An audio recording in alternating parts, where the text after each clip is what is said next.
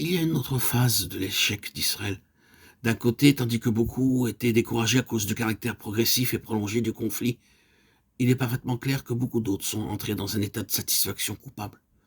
Ils disaient: nous avons combattu, nous sommes allés jusque-là, cela suffit. Le mécontentement peut être selon le cas sain ou coupable. Il existe un sain mécontentement. Tandis qu'il reste des forces spirituelles à chasser, à déposséder, que dans tout le domaine et la sphère de ce qui est spirituel, il y a encore ce qui est opposé au Seigneur. Vous et moi n'avons pas le droit d'être satisfaits. Nous ne devons pas nous installer et dire: oh, c'est l'idéal à atteindre. Mais c'est impossible.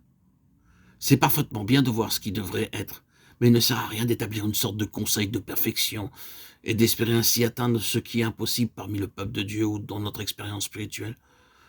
Si nous commençons à raisonner de cette manière, nous nous retrouverons dans un bien triste état. Durant les 400 ans occupés par les juges, une attitude similaire n'a produit que misère, défaite continuelle et faiblesse. Un terrible état d'alternance de haut et de bas durant toute cette longue période. Lisez le compte-rendu dans ce livre des juges et notez les périodes où Israël travaillait dans l'esclavage et la défaite. Et pourquoi? L'explication se trouve dans le premier chapitre. Organisez tout ce chapitre et relevez combien de fois il est répété que certains d'Israël n'ont pas chassé leur ennemi. Le résultat fut cette longue période de défaite, de faillite et de misère.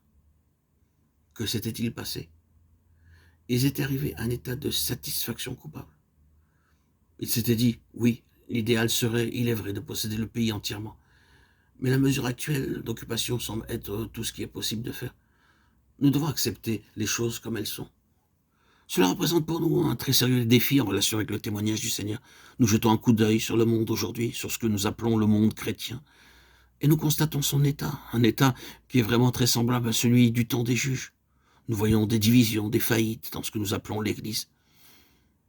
La question est donc celle-ci: est-il possible d'avoir un témoignage authentique, un plein témoignage, une pleine expression de la pensée du Seigneur?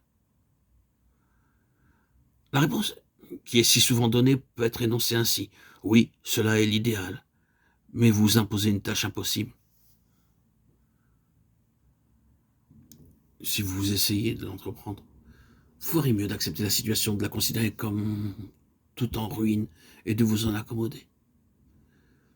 Êtes-vous satisfait d'une telle réponse? Moi non.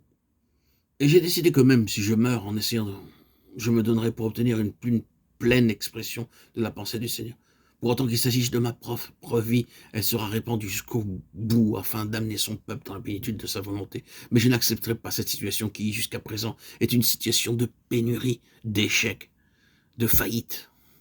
C'est une chose coupable que de se contenter de cette façon. Ce manque de persévérance en dépit de l'impossibilité apparente qui a produit cette terrible paralysie et l'inefficacité spirituelle du peuple de Dieu. Et cet état de choses est presque mondialement répandu aujourd'hui. Pour ma part, je la refuse. Cela n'est, à mon avis, pas du tout et en aucun cas la vision de Dieu, le projet de Dieu pour son peuple.